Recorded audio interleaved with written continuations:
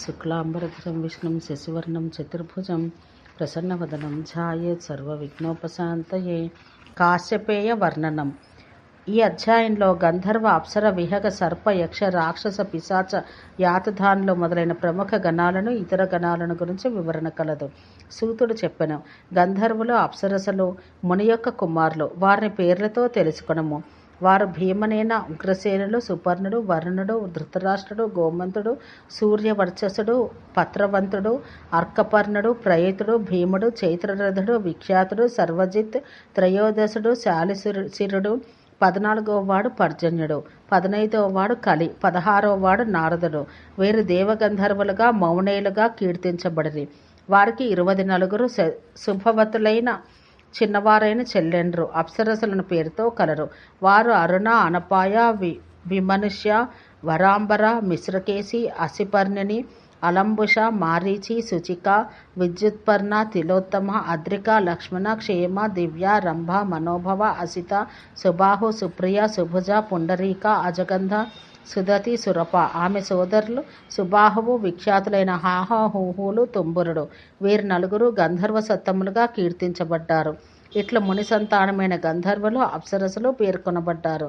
లౌకిక అప్సరసులుగా అనగా భూలోక అప్సరసులు కలరు. వారు హంస, జ్యోతిష్టమ, ఆచార, దారుణ, వరుధ, వరేణ్య, వసురుచి. వారిలో 8వది సురుచి మరియు విశ్వావసు మహాభాగురాలు. దేవర్షులచే పూజితురాలైన రిష్ట 3 కుమార్తెలను కనెను. వారు ఆరూప, శుభగ, భాసి, మనుమంతియు, సుకేశియును. శుభవతులైన 9 కుమార్తెలు. ఈ 5గురిని పంచచూడులని తెలియవలెను. అప్సరసులు ఈ విధంగా 10 మంది: మేనక, సహజన్య, పర్ణిని, పుంజికస్థల, కృతస్థల, ఘృతాచి, విశ్వాచి, పూర్వచిత్తి, సుప్రసిద్ధ, ప్రంలోచ మరియు అనుంలోచ. ఊర్వశిని 11వ అప్సరస అంటారు. ఆమె నారాయణుని వల్ల కలిగెను. ఆ నారాయణుడు అనాది నిధనుడు. ఆమె దోషరహితైన అవయవాలు కలది, అనువజ్జాంగి, స్వకులోచితమైన అవయవ సౌందర్యాలు కలది. మేనక యొక్క కన్య, సర్వాంగ సుందరి. వీరందరూ బ్రహ్మవాదినులు, మహాభాగలు. ఈ విషయాలన్నింటినీ తెలుసుకొనము. అప్సరసల్లో పుణ్యులైన వారు 14. వారు ఆహృతులు, శోభవతులు, వేగవతులు, ఊర్జలు, యువతులు, సృజలు, కరవులు, ఐర్హులు, అమృతలు, ముదలు, భృగులు, రుక్కులు, భీరులు, శోభయంతులు, ఆహృతులు బ్రహ్మ యొక్క మానస జాతులు. వీరు చాలా సౌందర్యవంతులు. పవిత్రులైన కురవలు చంద్రుని కిరణాలతో సహా పుట్టిరి. సృక్కులు అను అప్సరసలు యజ్ఞం నుంచి పుట్టిరి. కుశవతి నుండి బర్హులు పుట్టారు. భృగులు భూమి నుంచి, రుక్కులు విద్యుత్తు నుంచి, భీరులు మృత్యువు యొక్క కుమార్తెలు, శోభయంతులు కామం నుండి. 14 అప్సరగణములు వివరించబడినవి.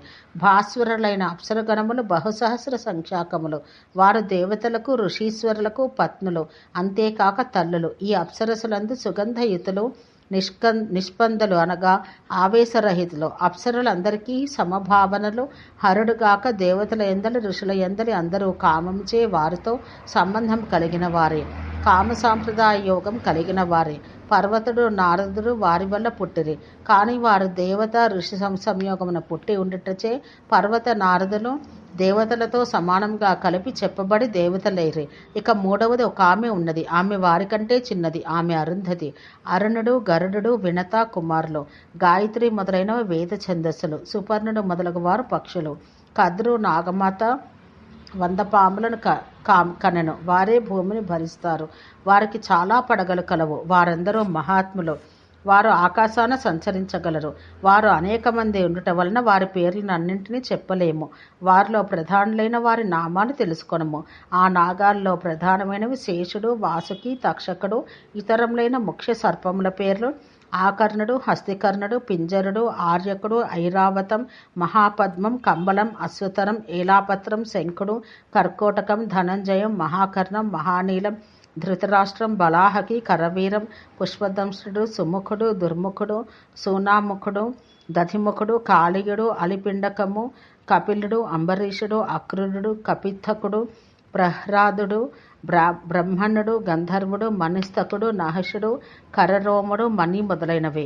కాద్రవేయులు చెప్పబడిరి. ఇక కసేయులను తెలుసుకొనము. కస 2 పుత్రులను కనెను. వారు వికృతమైన వారు, పరుషవ్రతులు. పెద్దవాడు సంధ్యా సమయాన పుట్టెను, చిన్నవాడు పూర్వ సంధ్యా సమయంలో పుట్టెను. కస తన పెద్ద కుమారుని ఈ లక్షణాలతో కనెను. వాని చెరువులో ఒకటి ఎర్రనిది. అతనికి 4 చేతులు 4 కాళ్ళు. అతడు తూడి పడేవాడు. నడుచున్నప్పుడు ఊగిసలాడువాడు. అతని శరీరమందంతటా రోమములు కలవు. అతని అవయవాలు స్థూలాలు. అతని ముక్కు అందమైనది, పెద్ద పొట్ట కలదు. అతని శిరస్సు స్వచ్ఛం, చెవులు పెద్దవి, రోమములు ముంజగడ్డి వలె ఉన్నవి. అతడు మహాబలుడు. నోరు చిన్నది, నాలుక పెద్దది, పొడుగాటిది, బహుదంష్టుడు, గడ్డం పెద్దది, రక్త పింగాక్షపాదుడు, కనుబొమ్మలు స్థూలములు, ముక్కు దీర్ఘం, మేఢ్రం గుహ్యం, కంఠం శితివర్ణం, పాదములు పొడుగు, పెద్ద ముఖం. ఇట్టి భయాతి భయంకరుడైన కుమారుని కస కన్నెను. కస అతని సోదరుని కన్నెను. ఆ రెండవ వాణ్ణి ఉషః తర్వాత కాలంలో కన్నెను. అతనికి 3 తలలు, 3 కాళ్ళు మరియు 3 చేతులు. అతని కన్నులు ఎర్రని రంగు కలిగి ఉండెను. అతని శిరోజాలు పైకి లేచి నిలబడి గిడసబారి ఉండెను.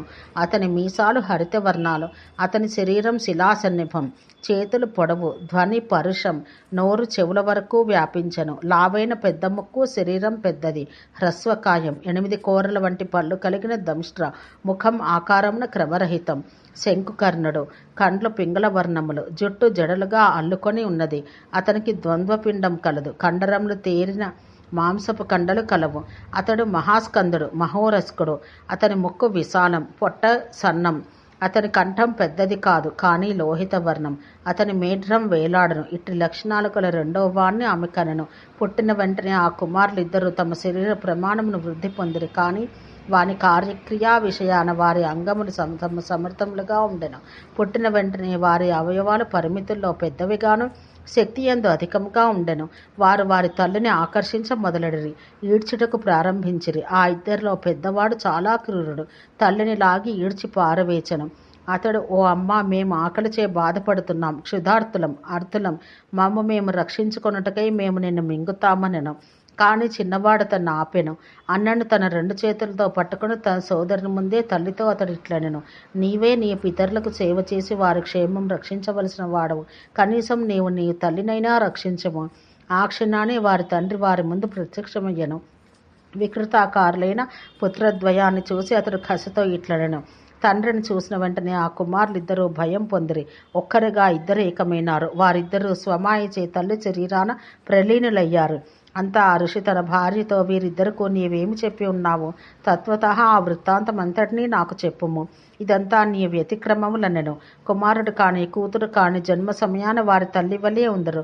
జనన సమయాన కుమారుడు తల్లి ఎట్టి శీలవంతురాలో అట్టివాడే అగును. భూమి ఎట్టి వర్ణంతో ఉండునో నిజంగా నీరును కూడా అట్లే రంగుతో కలిగి ఉండను. తల్లుల శీలదోషం చేతను, వారి యొక్క లక్షణాల వల్లను, రూపం గుణముల చేతను పిల్లలు ఎక్కువగా ప్రభావితులగుదురు. కానీ పిల్లలందరూ వారి వారి ఖ్యాతి వశమున భిన్న భిన్న భేదగణములు కలిగిన వ్యక్తులయ్యెదరు అని కసతో పలికి వారిద్దరూ తన్ను గురించి ఏమి చెప్పి ఉన్నారో చెప్పెను. అతడు తల్లి చెప్పినట్టు సరిపోవునట్టు ధాత్వర్థములు గల పేర్లు వారికి తగ్గట్టు తాను స్వయంగా వారి లోపాలు గ్రహించినట్లు పేర్లు పెట్టెను. పెద్దవాడు, ఓ తల్లి, మేము నిన్ను భక్షించదమనెను. అందు యక్ష అనే ధాతువు నమ్మునుట అని అర్థం వాడబడెను. అందుకే అతడు యక్షుడయ్యను. ధాతువు రక్ష అనేది రక్షించు అనే అర్థమున ఉన్నది. అందుకే ఈ రెండవ కుమారుడు ఈ నీ తల్లిని రక్షించము అనుటచే అతడు రాక్షసుడు అని పేరును పొందెను. వారి తల్లిని గురించి ఈ విధమైన వికృత క్రియను గమనించి, అంతేకాక వారి యొక్క అనివార్యాలైన భవిష్యత్ క్రియలు గమనించి ఋషి వారికి ఆ పేర్లు ఇచ్చెను. పరిమృష్ట ధీమంతుడైన ఆ ఋషి క్షుధితులైన ఆ ఇద్దరిని చూసి విస్మితుడయ్యను. రక్తములను కొవ్వును వార్లకు కసాభర్త అయిన ఋషి వరంగా ఇచ్చెను. మీ ఇద్దరి చేతి స్పర్శ వలన సర్వత్రా రక్త ప్రవాహం, అశ్రుకి మాంసవసలు మీ కోరికను బట్టి అగును. మీకు రాత్రుల యందు భోజనం, విహారాలు, వినోదం లగును. బ్రాహ్మణులు, దేవతలు మీకు ఆహారం. మీరు రాత్రులందు అధిక బలవంతులై ఉందరు, పగటిపూట మిక్కిలి బలహీనులై ఉందరు.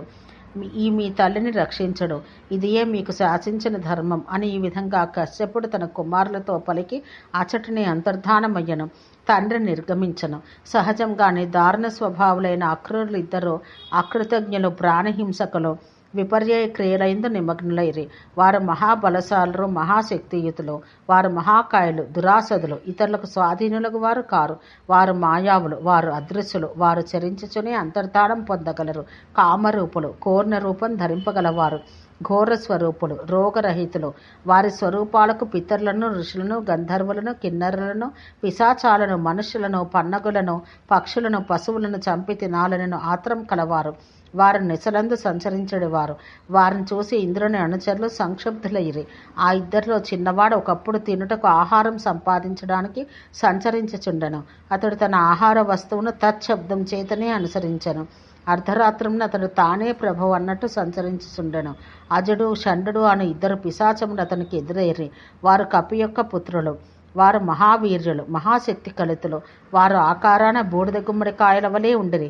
వారు పిశాచములకు పితరులు. వారివి గుండ్రని నేత్రాలు, పింగళ వర్ణములు. వారు భయోత్పాదకులు. వారి శిరోజములు రెల్లువలే పైకి నెగడబొడుచుకుని ఉన్నవి. వారు వారి కుమార్తెలతో కూడి వచ్చుచున్నారు. వారు వారికి అనగా ఆ కన్యలకు తగిన భర్తల కొరకు చూచుచుండరి. ఆ కన్యలిద్దరూ వారు కోరిన రూపం పొందగలరు.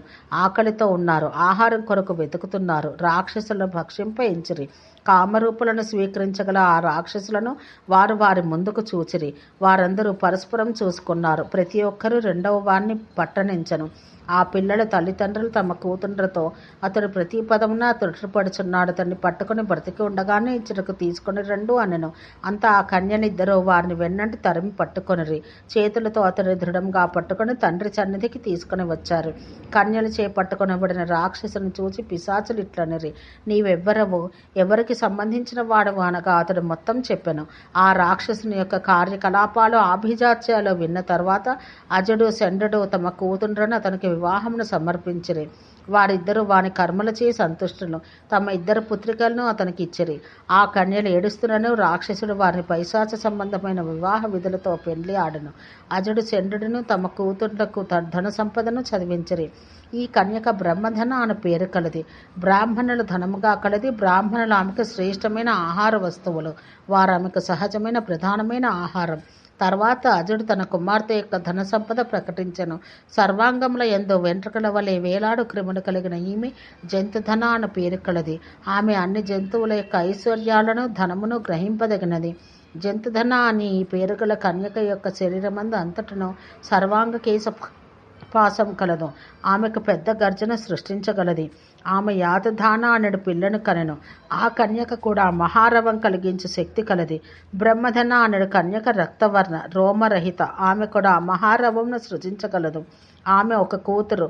ఆమె బ్రహ్మధన. ఆమె కూడా శబ్దం చెయ్యగలదు. ఈ విధంగా పిశాచుల యొక్క కుమార్తెలు ఇద్దరు కూతుండ్రను కనిరి. వారి యొక్క సంతానాన్ని వివరించదని తెలుసుకునము. యాతధానకు హేతి, ప్రహేతి, ఉగ్ర, పౌరుషేయ, వధ, విద్యుత్పూర్ణ, వాత, అయ, వ్యాఘ్ర, సూర్య అను 10 మంది రాక్షసుల సంతానం. మాల్యవంతుడు, సుమాలి అనువారు ప్రహేతి కుమారులుగా గ్రహించుము. ఓం శాంతి శాంతి శాంతి.